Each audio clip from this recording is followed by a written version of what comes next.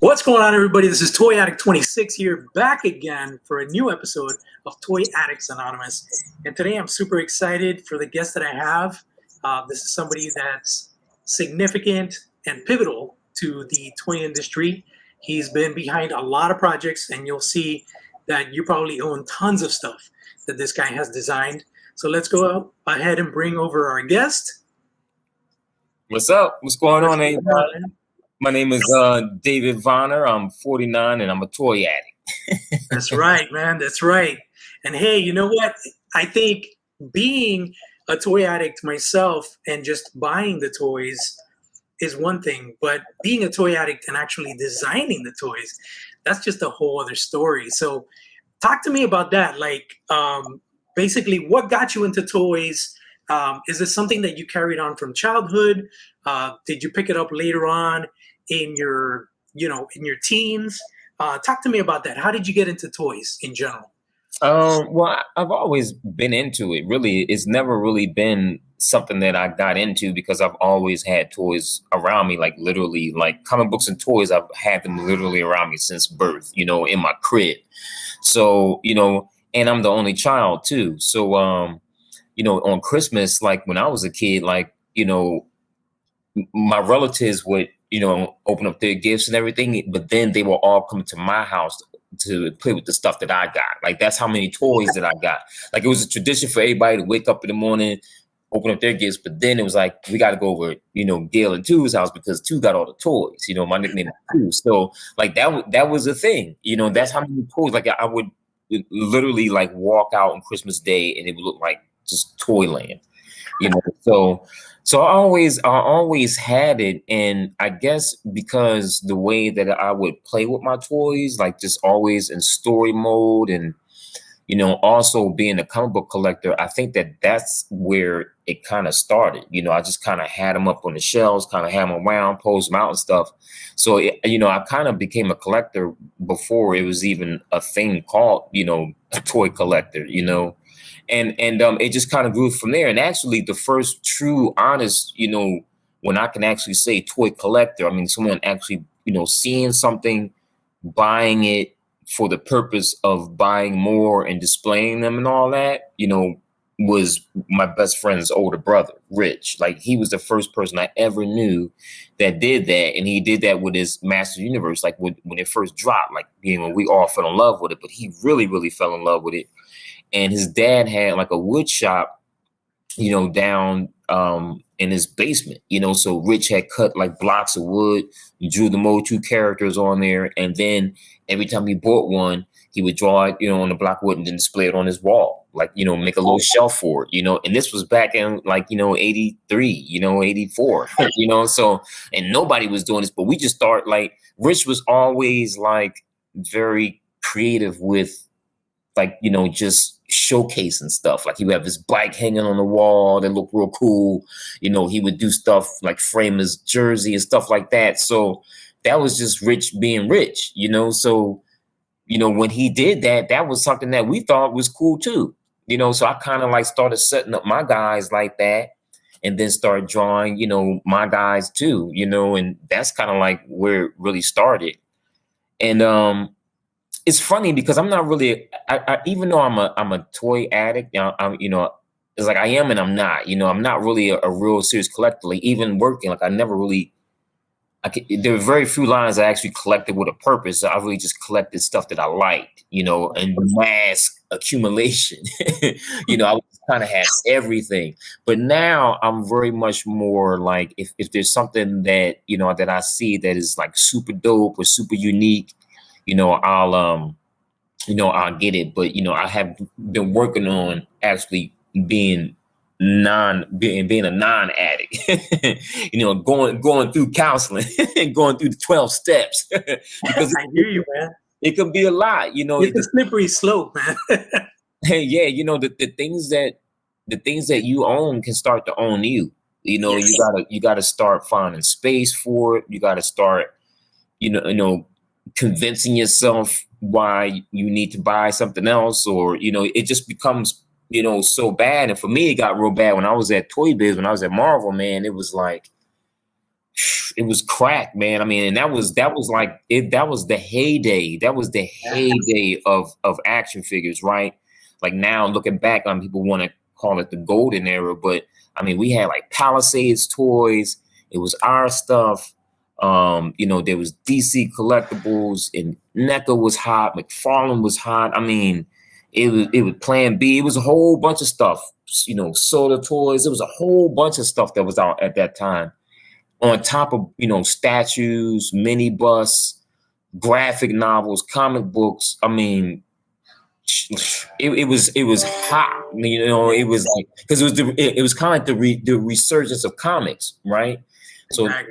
you know, especially like around like Batman Hush, you know, and then Wolverine, like about telling his origin and all that, like his true origin. Like that's when it was just like on fire. I mean, I was buying everything. I mean, everything, in like old stuff, and I love old stuff, you know, and that's really my hook. You know, my real addiction. You know, so I went back and bought like all of like Lone Wolf and Cub, like the whole volume, you know, and like just all types of runs of these Dark Horse comics, you know, and I mean, it was bad. I mean, it was real. Like, I mean, I was tossing just checks. It was bad. It was bad. And the DVDs, I mean, it was crazy because that's when DVDs was hot. You know, it wasn't streaming anything. So, Yeah. oh man, it was bad. But I hear you, man. But you know, it's funny how you mentioned the whole, you know, now you're trying to be a non-addict and going through the 12 steps. I love that because, you know, about not even a year ago, before my baby daughter was born, you know, I met somebody, which was my person. You know, I was with somebody else for a few years, had my kid and everything, but I met this person, which was my person. You know, we literally met, and we were married within 6 months, and that's like kind of when you know that's your person. You know what I mean? And I made sacrifices to be with this person, and one of those sacrifices was I sold, I kid you not, like 70% of my collection. And it's just the way, and I was talking to a friend of mine the other day, Motu Joe, it's like, yes, it's an addiction, but it can also be a benefit because, you know, if you need any money on the spot, there's a means to an end there. Right, yeah. Like, you know, clingy to the shit, and you know that you can go to it. You know what I mean? You know, it's funny because I know people, man, and it's wild, you know, like being in this era now, you know, starting off, it was like nothing, like guys in chat forums, right? Chat groups talking, like, you know, you were there, and the YouTube groups and all that, right? But now it's such a big thing. But even back then, there was few people who's, you know, it's so wild looking back at it, who are alive and gone now. You know, I mean, and that they made their living buying and selling, bartering action figures. Like that was their thing. Like that was their thing. I mean, they made that was their source of revenue. That was their economic, you know, empowerment. Like, you know, it was people that was doing that. You know, that's how they were fueling their means to go to all kinds of conventions. Yeah. That was fueling their means to buy other stuff, you know. So, and I think within that, it actually created an even like stronger community where we are now, because guys started to deal with each other. Then, you know, they became repeat customers. A trust started to happen. The bond started to happen. So with that, you know, I think that people didn't want to, you know, jerk anyone, and they everyone wanted to be reputable, even though there were people who weren't. And I think that with that, it created a community kind of like where we are right now, where you have not just really one, but so many. But it's really a strong sense of a collector community. You know what I'm saying? Kind of like this. It's never really been before, you know, like now it's like really, really strong. You know, it's almost like there's a code now, you know what I mean? And it's kind of set in stone that and also too, companies are like legitimately recognizing collectors and their habits. I mean, not just as a tool, like, you know, to try to manipulate them, but actually really understand collector needs and doing stuff solely for the collectors. Like for instance, with Mattel, you know, with the Sunman, like, you know, the collaboration with Sunman. I mean, that right there is really like the fans pushing through. You know what I'm saying? I mean, for all those years and just just loving just all those bootlegs and all that other stuff, for the company to actually legitimately embrace something that was a competitive, almost like a knockoff in a sense. Yeah. And now is legitimately like a part of the mythos, and the companies that is really behind. I mean, I think that it really shows the beauty of collaboration, where we can really go, but also too, it legitimizes the world, the universe that collectors have created. Yeah, absolutely. That's one thing, that I'm always talking to my collector friends, and it's both a blessing and a curse right now, because we're living in an era, just like you mentioned back in the Toy Biz years, which you were highly involved with, and everything with Jesse Falcon and the other guys. But nowadays, I feel it's gotten even worse, in the sense that they're like, anything that your wildest imagination could think of. Shit, I want an action figure of this. It's Yeah. actually happening now. Yeah. And we're not seeing these limitations in the sense of like, oh, we got to retool this buck and shit like that. You're seeing stuff like Super 7, where they're giving you this 100% brand new sculpted body. Perfect example. I just did a quick review, because I don't really do reviews that much anymore. But I did like a live unboxing on my Instagram, on my Thundercats page. The Slythe that the Four Horsemen recently did, man, for Thundercats. Dude, that's a thing of beauty, man. And it's like, you couldn't have gotten that from other companies maybe 5-6 years ago, because there was all, the elements of tooling, budgeting, cost, packaging. And now it seems like, with all this made to order models, it's like anything in your wildest dreams can happen. Not just to mention, Kickstarters and all sorts of like mom and pop, special things that are happening. Shit, I'm thinking about making a Toy Addict action figure. You know what I mean? It's one of those things that, and the reason I say a curse is because of the abundance of awesomeness, right? In plastic, it's like a plastic crack, man. It's like, shit, I want these G.I. Joes, and I want my Thundercats, and I want these TMNTs, and I want this, and I want. Yeah, I mean, there's definitely like, a lot, like a dark side to it. I kind of always say that, and it is a dark side, man. I mean, number one, there is a lot of product being pumped out now, and that, of course, is going to have impact on the environment. It's going to have an impact on, just certain political climates in certain places, the way businesses are strategize and maintain. So I mean, people think that toys just kind of show up on the shelf, Yeah. or show up under a Christmas tree or in a box, but it really is a global business. Yeah. And it really does have a global impact, both good and bad, on all of us, So, but I think that, with so many things that's being pumped out now, I mean, you're right. On one hand, it's very cool, because now like the like the genie's out of the bottle, and like anything can be made.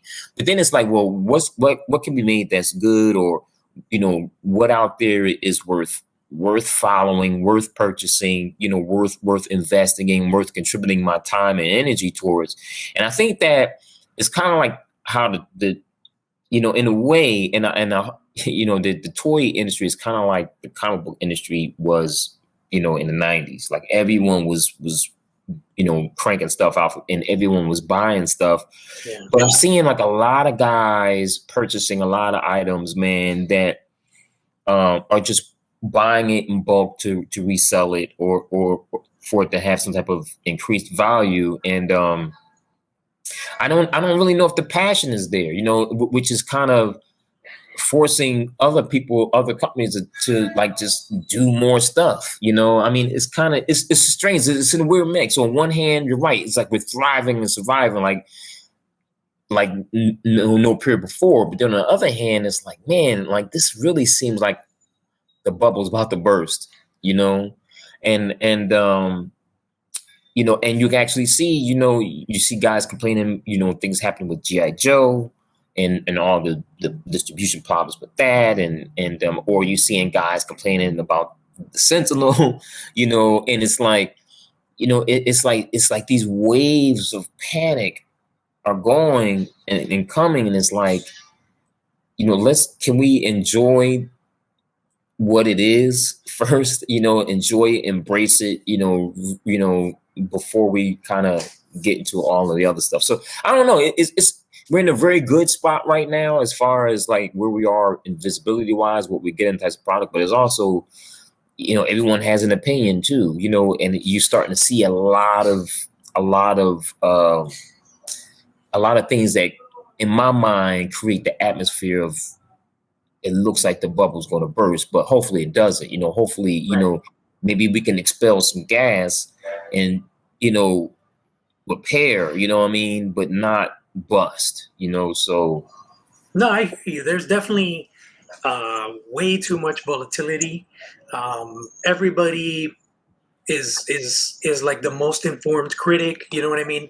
Perfect example. What I've made a passion, aside from my Toy Addict Type E, is I created this Thundercats Classics fan page, and basically people come to me thinking I'm like Super Seven or something, but what I do is I just inform people about what's going on with the toy line. And recently there was some decisions that were made where Chitara, which was supposed to be in Wave 3, is getting held because they want to, Brian wants to give people the figure that people wanted, that people have been waiting for so many years. So they're delaying her just a little bit more.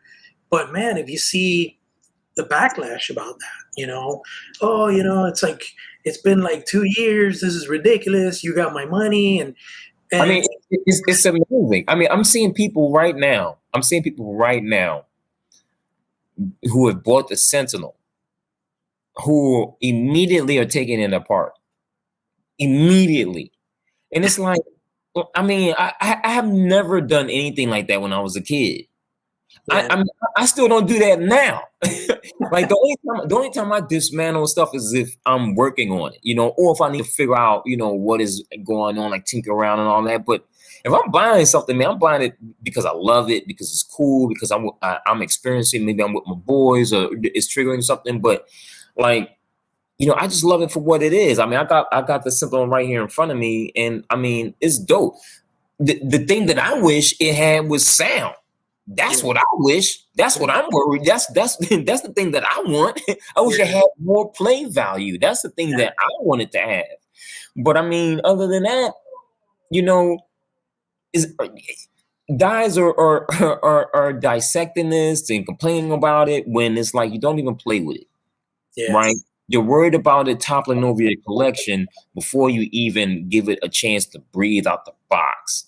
And that kind of creates this atmosphere where like the sky is falling, and or Hasbro or these major companies are doing something bad to rip people off. And I mean, products aren't 100%, and there are issues that happen, but at the same time, I mean, enjoy it first. Sometimes the little, and not trying to give excuses or anything, but sometimes those little things that are deficient gives it the little charm. You know what I'm saying? It gives it a little something later on down, so, I don't know, man. It just seems like now that everyone really has these hyper platforms to be able to criticize any and everything. And it almost like seems like the joy is just kind of being lost over everything else. Like the true sheer joy of just having something. I don't know if it's because we see so much. I don't know if it's because we see so much so early, and we have all this anticipation that's built up. I don't know what it is, but, it's like now, everyone is hypercritical and the response is hypercritical. And it's like, let's just have fun, enjoy the fun that's being presented, enjoy the fun of collecting. The way I look at it, and I tell everybody online when they get the pitchforks and the torches out, it's like there's so much shit going on in the world right now that is wrong.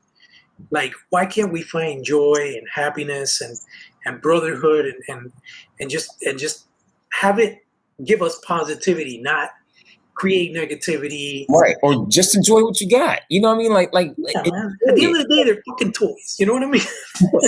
Right. Like I'm telling you, like for me, like NECA, like the reason why I love NECA so much is because everything they drop makes me feel like I'm sitting in the back of the movie theater with a box of popcorn by myself in my favorite theater, funky, nasty, little smoke in there. You smell some herb in the background, people doing what they do. But I'm there, and that to me, that's what NECA presents to me every time. So I don't care about their distribution. I don't care about what Randy says to piss people. I really don't care. I enjoy the product. I enjoy the fun of buying their stuff. I don't care about anything else. I really don't. And I understand, and I'm not trying to trivialize people who do, but I just try to really enjoy what it is that I've caught and I'm not going to release and that I captured. And it's reminding me of whatever little tick is in my brain, whatever thing that needs to be, scratched is fulfilling that need. Right.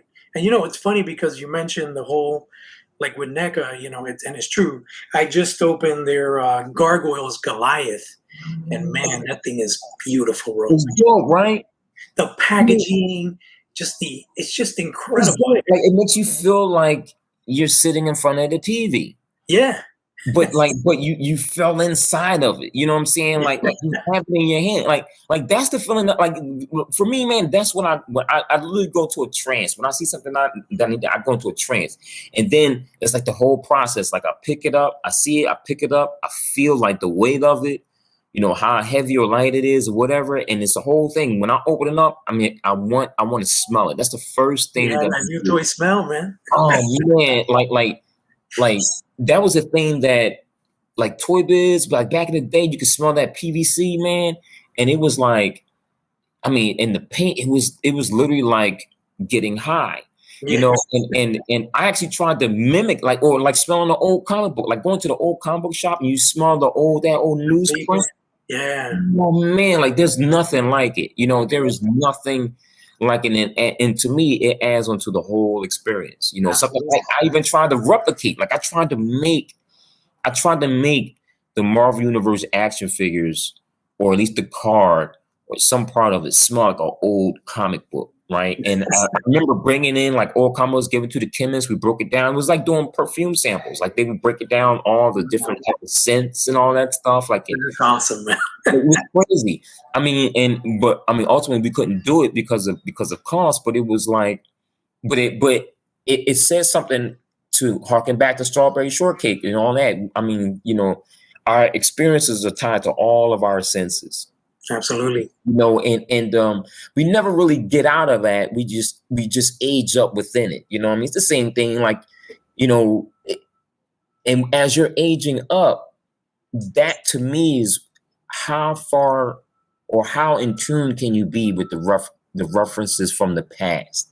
Right. And to me, like, that's kind of key. And I think, like, to me, or guys like myself, when that's kind of a reason why we're successful with what we do, because I can tap into that feeling of being a kid. Like I can step outside and smell the air, and I can like immediately know like it's fall. I can smell the leaves. I can smell like, the air, the crispness in the air. Is football time. I can hear the school bus. I can thrust myself back. I can thrust myself back to KB Toys, even though it's not even there. I can thrust myself back. Like I'm right there. And I can capture that feeling, you know what I mean? Without all the other stuff. It's authentic. And I think that's what, for me, with NECA or companies like that, or what I try to hit, like, that's what they embody. And I think that's what disappoints me when I hear so many guys who I feel are like ourselves, like you and I, when they go on about something that's totally different than what's right in front of them. Right. They want to go after the deficiencies. They want to go after the person that made it, and all this other stuff. But it's like, man, who would have ever thought we would actually have this character? Exactly. Like, who would have thought that? Exactly. We're a spoiled generation, man. And, Like there's so many whiners, but at the end of the day, I feel like you said, I think the ones that are complaining are more like the ones that are worried about the resale value of the figure Mm-hmm. because of the QC issues, or oh, I already have X amount pre-sold on eBay, and Right. you're telling me that because of COVID, this figure is not shipping till January. It's because a true collector just waits. You wait. Right. Right. Oh, you want it now, but if you can't get it, hey, you can't get it for Christmas. Yeah. You're getting it, and when you get it, like perfect example, when I got that slide, man, I I buy so much shit and I put it away, right? Mainly because I don't have a place right now to display all the stuff like I used to. So I have to pick and choose what are those grail pieces that I absolutely have to open. Goliath was one of them. Slide is one of them. Anything from Thundercats. Back in the day at Comic Con, I was always asking you, hey man, any chance Hasbro gonna do Thundercats? Because that's always been my passion, my Thundercats. Because for whatever reason, that license never got any love throughout the years. From the time LJN had it till now, that Super 7 is actually treating it with respect and putting it in the limelight like it should be. Mm-hmm. Never been You treated. know what's crazy about that? And collectors are like, on the forefront of that too. It's like, we can recognize like, hey, like companies like Super 7 are doing everything they can like to give us all that nostalgia. But then it's like, man, but it really would be cool if we got something new, right? Like, what does the world look like now? So then when stuff like the new Masters of the Universe come out, and they try to push us along because we're all adults now and things have changed. We have a more broader, more sophisticated palette. Then everyone complains about it. Yes. You know what I'm saying? And it's like it's a catch-22. It's like you're damned if you do, you're damned if you don't. And for me, it's like I mean I love nostalgia, I love all that stuff, but at the same time, like the 80s were cool for a reason. And the reason why the 80s were cool is because guys were like, yo, I want to do something different. And for some reason, we can't get out of that. We can't, that went way over our heads. Like the guys that create these movies, the Spielbergs, the George Lucases and all of them, I mean, they were inspired by people before them. Right. And also too, if you know, like a lot of these guys were looked at as like counterculture, or they had different techniques that wasn't necessarily Hollywood, the Hollywood way and all that other stuff, but they went and did it their own way, and they created like masterpieces from top to bottom, movies, TV shows, cartoons, all that stuff. Now it's like we're at this rut where we want everything to be 1980 again. Yeah. 1990 again. And it's like we have gone so far in what we can do. And I want to see what's next. Yeah. And we'll never get that coolness of what's next if we constantly trying to chase the stuff from the past. You know what I feel? And I was talking to my wife. She's a mental health counselor, so she's constantly trying to like decipher that Da Vinci Code of why I am so married to the fact of buying toys, right? And I tell her that basically the reason I feel I collect is because I feel that I miss so much from the 80s and 90s in the sense of simpler times, fond memories, loved ones that are no longer on this earth that were very important to me.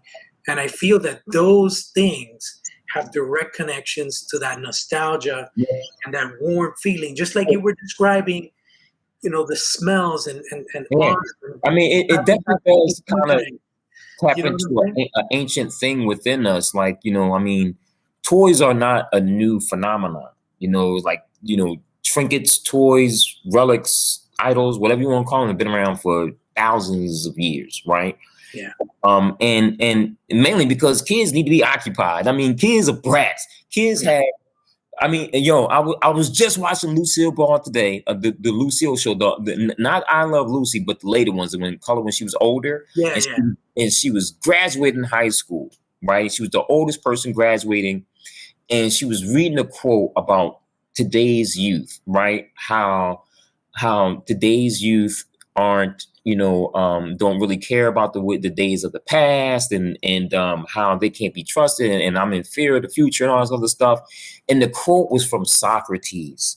And Awesome. it's like, people have been worried about the youth since the beginning of time, right? Since the beginning of time. And it's like, and with that, there's a push to constantly move things forward, right? To do things a little bit different.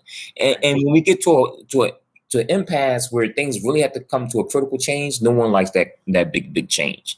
And I feel like right now, we're kind of like almost at that point where there has to be a big change in not just the toy collecting, but just our whole consumership and everything that's kind of going on. I mean, the movies, it's a lot. It's a lot that's going on right now.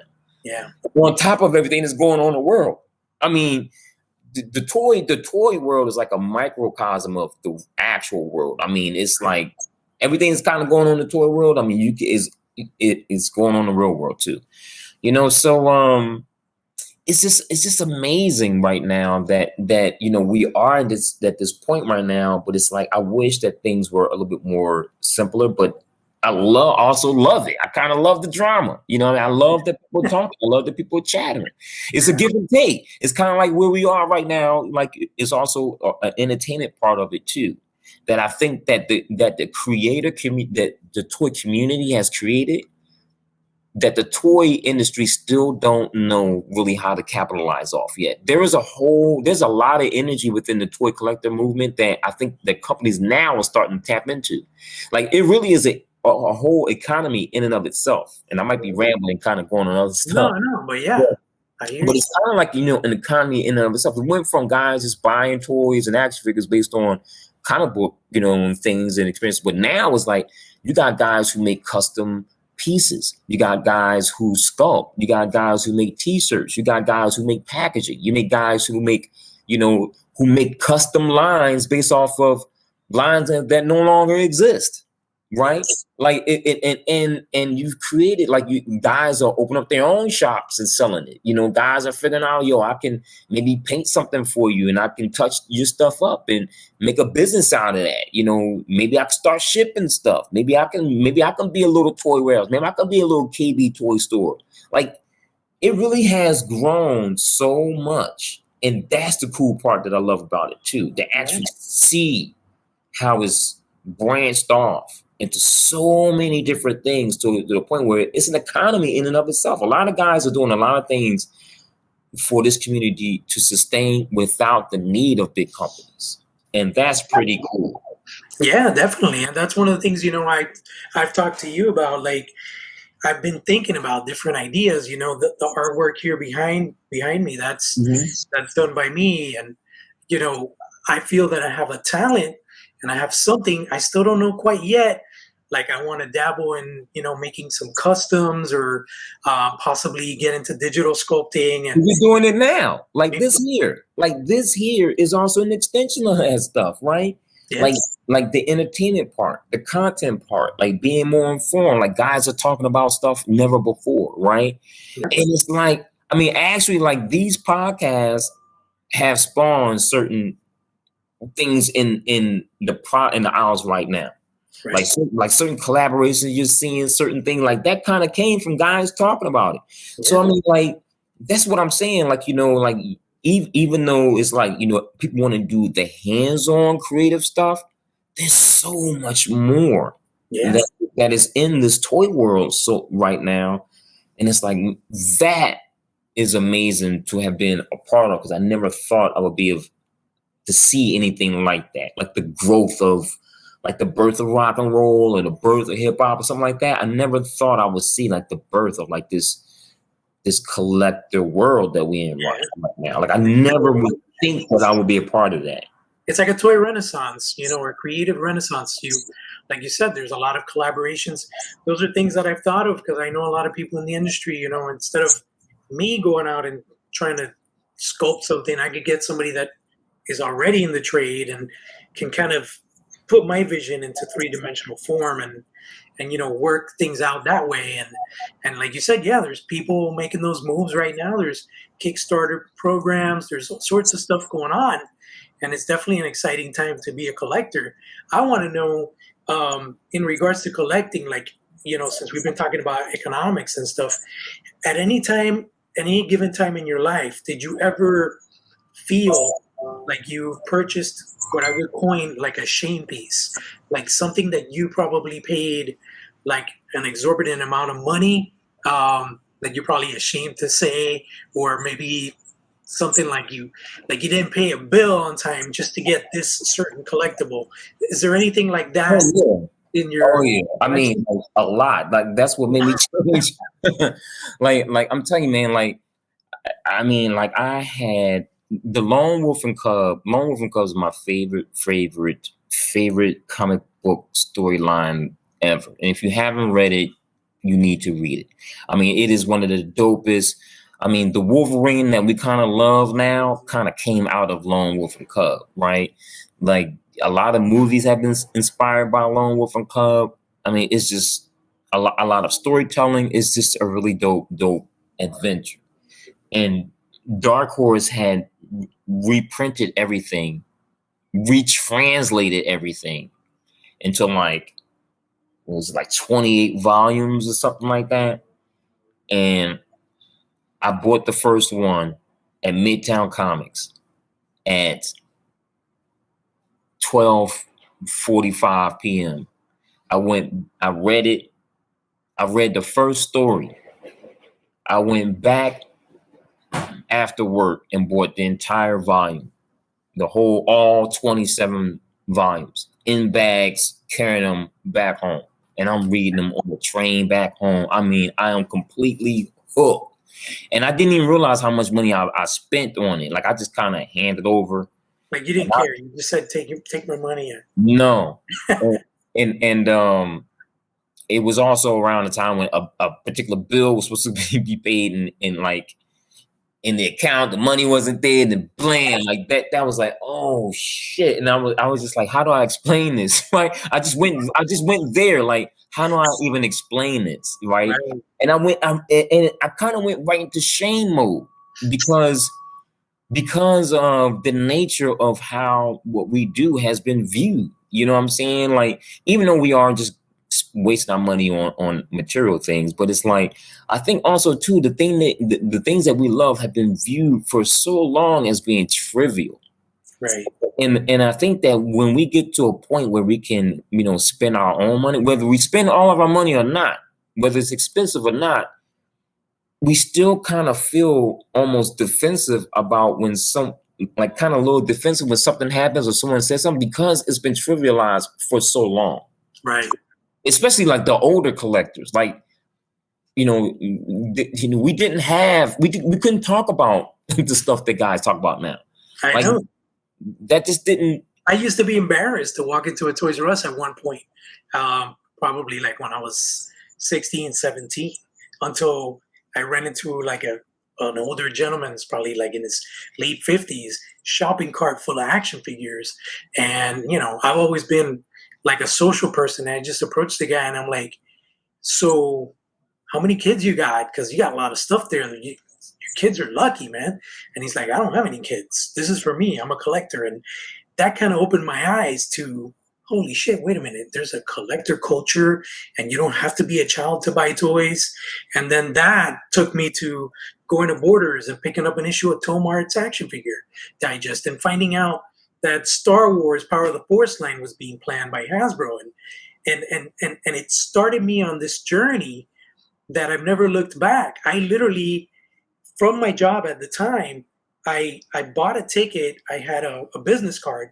I used that business card to get myself into Toy Fair that year. I flew out to New York. That's how crazy this shit is, dude. I went to New York. I went to the Hasbro building, because back then they would do the stuff inside the Hasbro building. And I was there for the premiere of the Power of the Force line in Manhattan. And from there, it's been a voyage, man. It's Right. you know what I'm saying? Star Wars, and I evolved, from Star Wars action figures 3 3/4, And then I said, you know what? There's so many.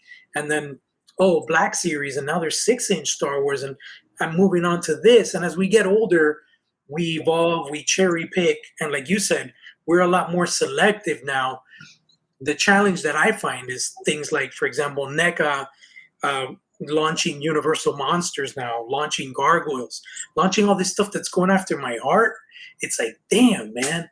Like, I'm trying to focus on just 2 or 3 lines, but then you got these cats coming out with stuff out of the woodwork, man. So it gets to a point where, it gets scary. It's like I said, it's a slippery slope. And I dive into, I don't know if you do, but like, I get selective here and there. I get some of the 1/6 stuff, the Hot Toys shit, and that yes, expensive shit, man. You know what I mean? Yeah. I mean, I remember. Yeah, man. I have to stay away from the Hot Toy stuff because it's too good, And I love, like, my thing is I wanted to collect like really big stuff. Like I remember like Dave Mustaine having like a giant Nosferatu mannequin, but it was like a Madame Tussauds kind of thing, And like I was like, man, I want stuff like that, like real big stuff, So it can be expensive, especially like with me. It's like I love weird stuff too, and so it's like some of that weird one-off stuff can really, like, especially when I was younger. Like, especially hanging with Jesse Falcon, like Jesse and Phil Ramirez and them, like, yeah. Oh my God! Like you have never seen their places. I mean, it's like a museum, and that's how I used to be, right? But it's like when you hang with them, it's almost like it's like being a gambler. It's like being a gambler with the big boys. Yeah. So it's like they getting some wild stuff from Japan that you would never ever get. Or some wild, like I used to love like really crazy stuff, like like prosthetic stuff, like prosthetic babies in jars, crazy, like babies and stuff like that. I just love all that kind of stuff. So it was like, or like crazy, like a bust of a crazy Yurkai or something like that. So it was like, also being in the industry, you're a little bit privy to getting 2-ups or certain sculpts, that no one else, and then that's a whole different level of collecting. Like that's a whole nother level. Like when you start getting like the original, whether it's the original artwork, the original sculpt, the original, one shot, like unproduced shit. Like I remember that. It's like you get into a whole nother thing. That Comic Book Legends cross-check bath that you guys are gonna make. Yeah, I mean, you gotta get. I remember I used to see guys have like one shots, unproduced stuff of my figures. I was like, yo, I don't even have that. Like, I don't even have that shit. Like, how do they? And in different colorways and all that other stuff. I'm like, yo, and that's when you start dealing with people on a different level, like with factories, and that can turn into a whole legal situation. I've seen guys get arrested. I've seen guys in China get arrested, get thrown in Chinese jail, which is not fun at all. They don't have the type of legal system that the United States has. I've seen like movies almost derail because of leaks from toys that have been, purchased online, or just leaked and stuff like that. Like, I mean, it's amazing, how one little toy, what people think is a toy, how leaking that can derail millions of dollars in marketing, millions of dollars in communication, millions of dollars of time and effort. Like, I mean, there's a reason why Marvel is successful right now. Like Kevin Feige has done an amazing job. He's an amazing leader. He gets everyone in line. And I'll never forget when I was working on Thor. We were working on Thor, and the looks of the Frost Giant had leaked online. It was a figure. And I can't tell you, I have never been uncomfortable being yelled at, from afar. Like, and I mean, like, and sometimes in the toy world, like some things like really, really happen where there's like major things happen where it's, a huge chunk of money or a huge chunk of time or whatever, and it can be, I mean, it's a business. Yeah. I mean, I've seen in knockout, drag out fights and senior management reviews. I mean, I've seen some stuff really happen. I've seen some people really get emotional, get loud. But when that stuff leaped for Thor, I have never felt as uncomfortable, as I, ever. And that was from a toy just being leaked. But it just has such a snowball effect. Exactly. Yeah. Yeah, definitely. And it's interesting. It's like you said, so many things. There's collectors that all they care about is getting their shit. But there's collectors, that have been around. They know people in the industry. They know what goes on behind the scenes. And we know that, like you said, they don't just magically appear under your Christmas tree or in a box or on a peg. There's production, there's budgeting, there's all sorts of crazy shit, marketing, planning for movie releases, I'm still, kind of surprised that there's so much Spider-Man No Way Home stuff coming out, and we still really have no idea what the premise is, other than knowing that, he kind of makes everybody forget he's Spider-Man. But yeah, really see, I mean, that's the thing, like, because of the way the toy production world is, and how the cinema production world is like, once you start going with the toy, you can't stop. There's a lot of things that you can change and hold off in post-production for a movie, but and because of that, certain things have to line up accordingly, because this is a business. So because the toys can't stop, toy creators need to have certain very sensitive information very early on, and a lot of studios don't trust giving up that information. They don't like it, so it's a constant battle from the beginning to try to get the proper reference, the true reference. Things change all the time, so it's almost like a cat and mouse within the same house. I mean, it really is that kind of cat and mouse game in the same house, and you're trying to make it work. You're trying to make everything align. Hasbro's doing an amazing job with Marvel now, like rolling things out. But I mean, trust me, like, the security measures are through the roof, because I mean, it's just so much sensitive information that can derail what Marvel really, really banks on, and that is the fan anticipation. I mean, that right there is really all of it. I mean, the vast majority of us know these stories inside and out way more than the casual moviegoer ever does. I mean, we know everything. We've read it for years. Mm-hmm. But we still anticipate it. We still want to see, and those fans who don't know definitely are anticipated, want to see, and that is the main hook, the anticipation. This is why we sit at a lot of credits to watch. The thing at the end. The stinger at the end. It's like it's the anticipation, and they've managed to capitalize and monetize off of that. And when that is derailed through somebody, doing something untimely or unscheduled, it can have, traumatic impacts and effects. Yeah, a good example is Eternals. Eternals figures have been leaked for like, I don't know, 3 months, right before the trailer came out. And personally, I saw the figures and I was like, that's a complete pass for me. But when you see the trailer, you're like, oh shit, I don't know, maybe I want those figures. You know what I mean? Mm-hmm. It's funny how much of an impact media has on that planned purchase. Shang-Chi, perfect example. It's not that, nothing against the Asian culture or nothing. I just didn't know anything about Shang-Chi, and the toys just didn't do anything for me, right? But I went to see that movie when I was up in Cali for PowerCon. I went to see it with my wife in Anaheim, and I was blown away, bro. Like, blown away.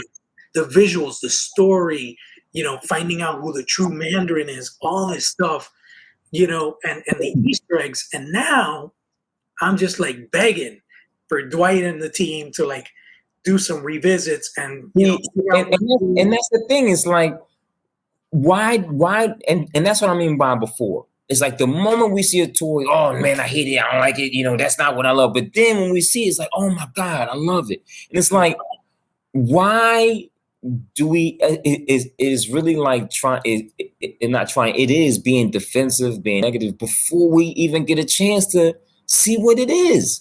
Yeah. Like, it really is it. I mean, it just amazes me, like I just cannot have my mind made up on anything before I even get a chance to understand it.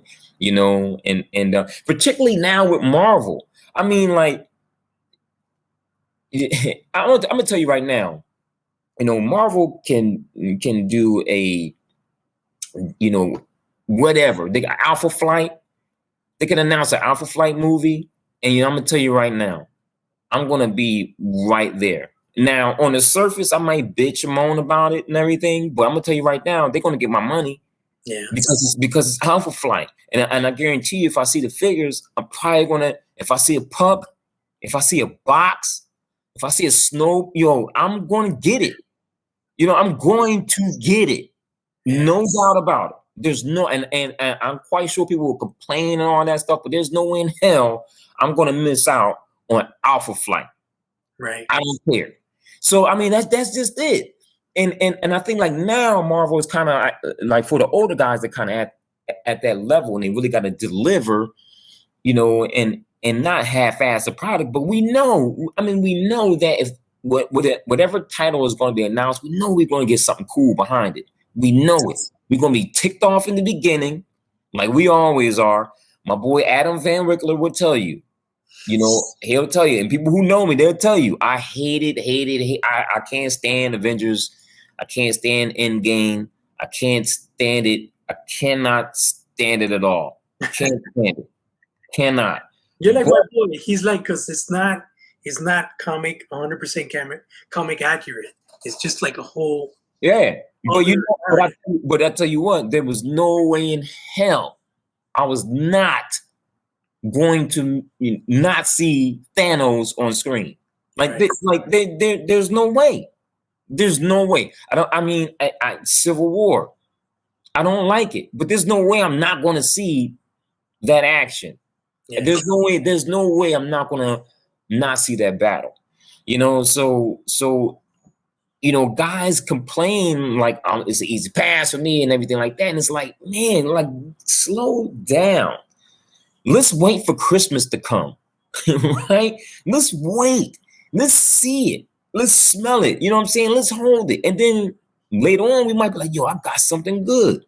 Then we wind up looking back on it like an old movie or an old toy, something like that. Like, you know what? That was kind of dope. That was kind of cool. I can't tell you how many times guys were like with Marvel Universe, they hated on it from the beginning. It's a pass for me. I hate it. I can't stand it. It's 3 3/4 inch. I don't have no room for my collection. I don't want to buy all that bullshit. The moment that they saw it, and the moment that they kept seeing, characters that they loved, you couldn't resist.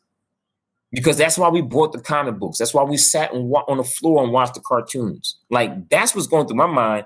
Like, it's not just remembering the cartoon. I remember the knee burns on my knees being on my grandmother's hard carpet watching Spider-Man and His Amazing Friends. At 8:30 in the morning with my bowl of cereal. You know what I'm saying? Like, I remember that.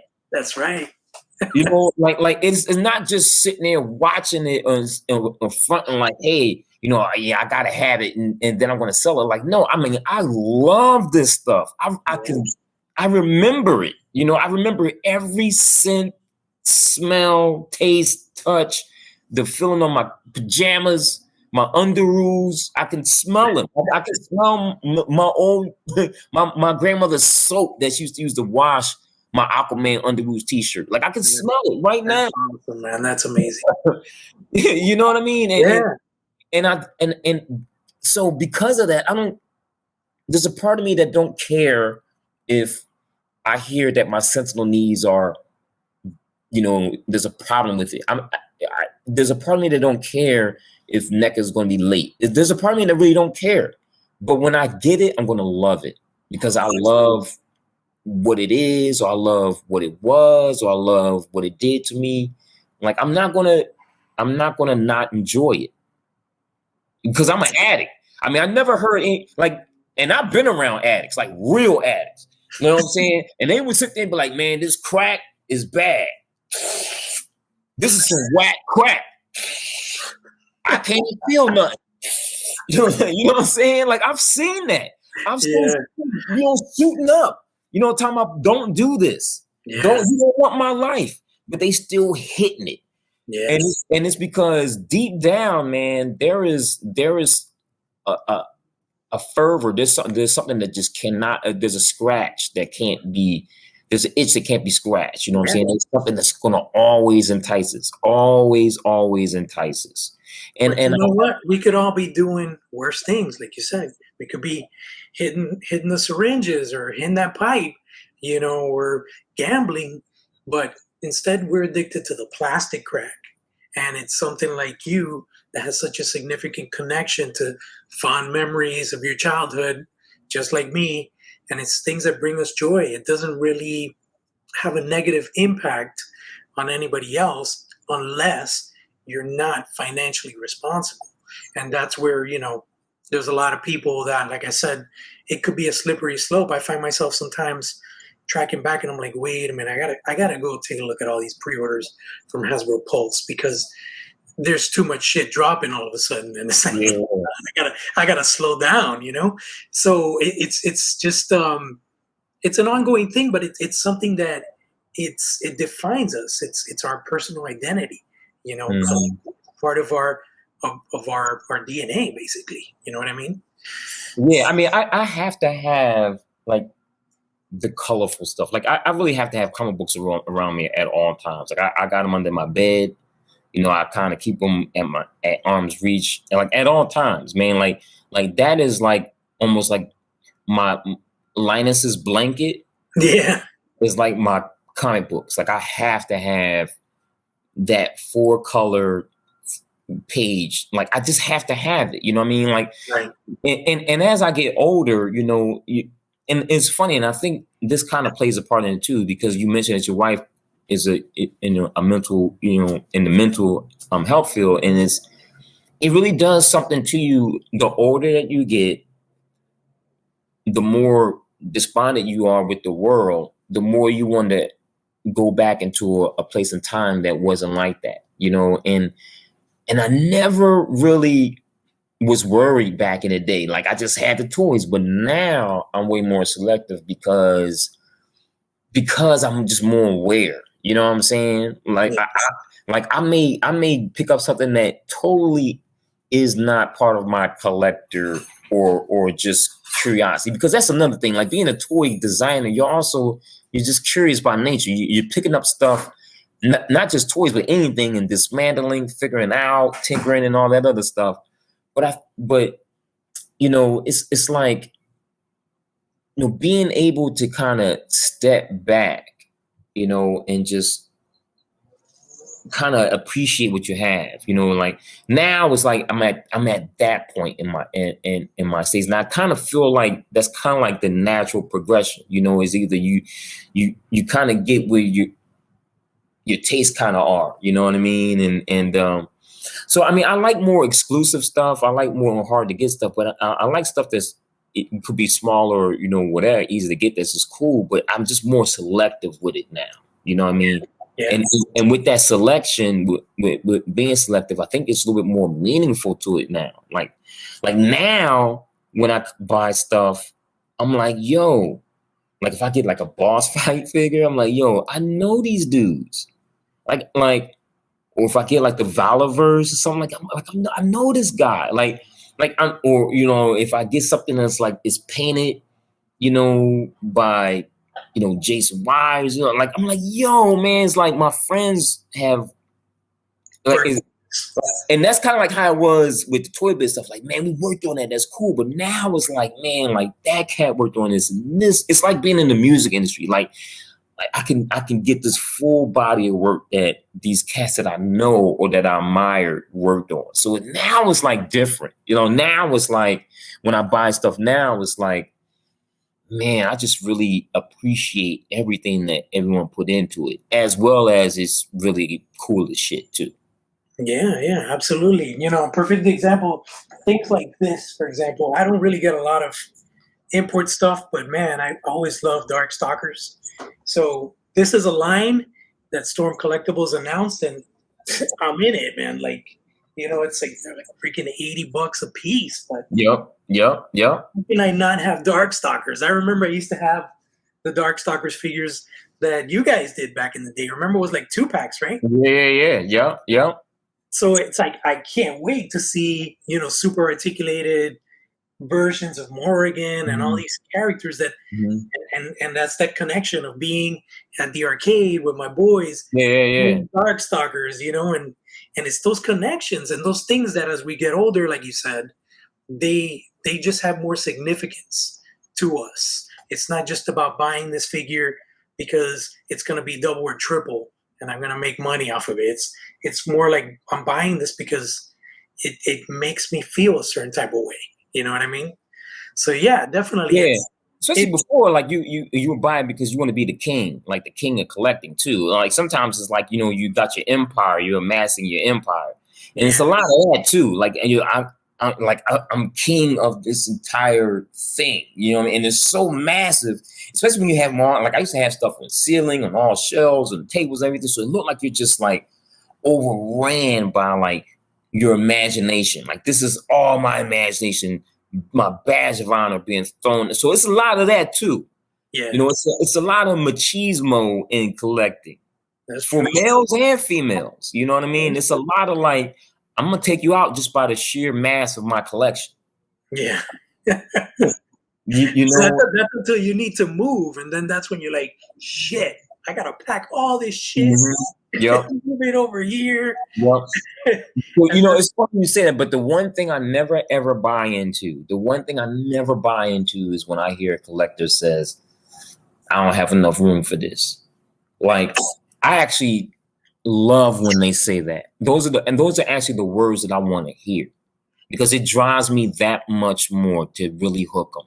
Like when I hear someone says, man, that's cool, but I don't have the room for this. I'm like, yeah, now I'm going to make you. Now it's a drug. Yeah. Now, because now I know where you at. You know what I mean? Now I know, man, you kind of torn. So now I'm going to make you want to have to throw something out. I'm going to make you have to move something. I'm going to make you have to shift your stuff up. I'm going to make you do it. I love when I hear collectors say that. Like it does something to me. Like that sparks my creativity, my mojo, everything. When I hear collectors say, man, I don't have enough room for this. Oh man, like game on. Yeah, because to me that's a point of no return. Because now I know I got you. Now it's just a matter of how can I twist you, to make you. Because I know where your interests are. If you like it, you're gonna say it. You know what I mean, like flat out. Or or sometimes even if you're hypercritical about it, it's like, all right, okay, that's a challenge too. Because now I want to turn you out. But it's like. But when I hear someone say, man, I don't have enough room for this, in my collection, like, oh my God, I'm gonna tear you apart.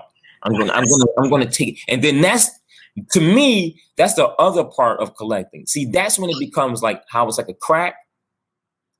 That's when you also have the crack dealer.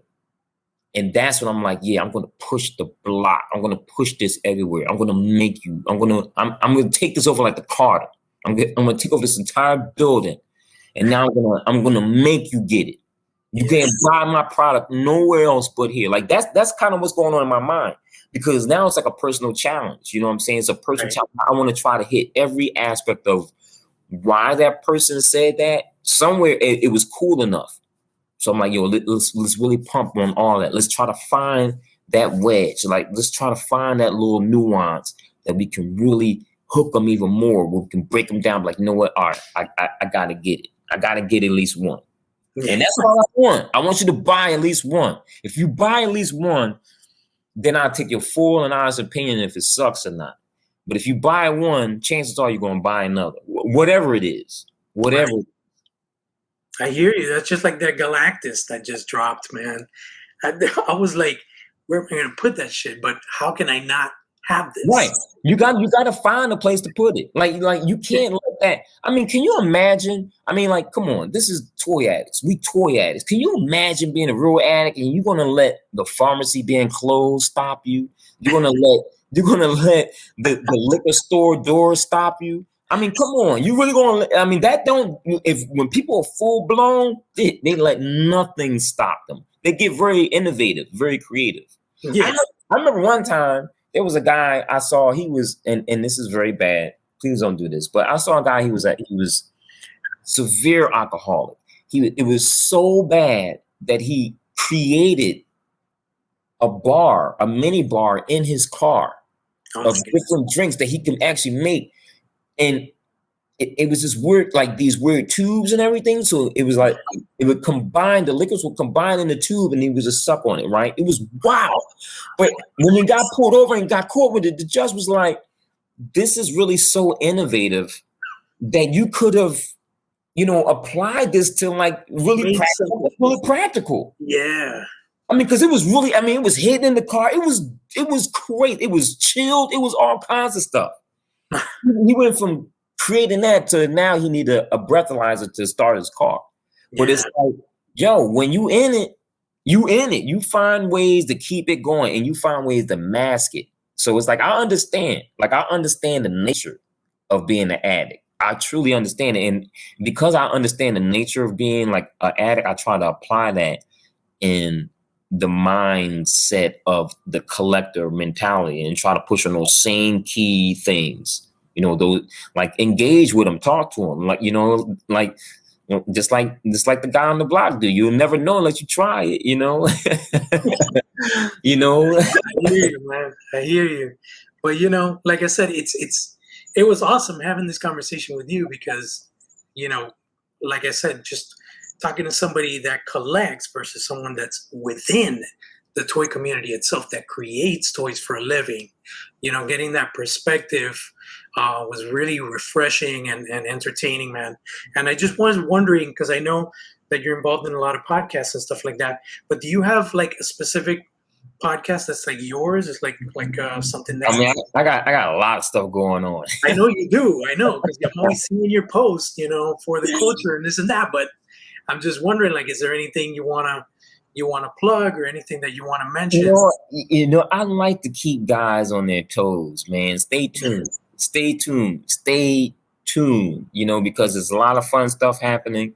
And I'm always involved in some aspect of the collective community. So it's going to be a lot of fun stuff happening, and it's going to be dropping real soon. And also, too, if you guys going to be around, I'm sure this will drop before then, but if you'll be around for New York Comic-Con, you got to make New York Comic-Con, or at least tune into some live stream for New York Comic-Con, because you might see something that's about to drop. All right. That sounds good. A vinyl exclusive. How about that? Oh, that new stuff. That's nice. That new plastic crack. Something new to get addicted to. That new weight. You know what I'm saying? Creating the new drugs. I'll be like Omar coming through. Ew! Ew! That's awesome, man. Hey, David, it's been a blast talking to you, man. All right, man. Keep it chill. Keep making those awesome toys. And like I said, you never know. One day we might collaborate and make something, Definitely, brother. Definitely. But stay great, man. Have a good one. Stay safe out there. You too. Take care, man. Great chat, brother. All right, man. Take it easy.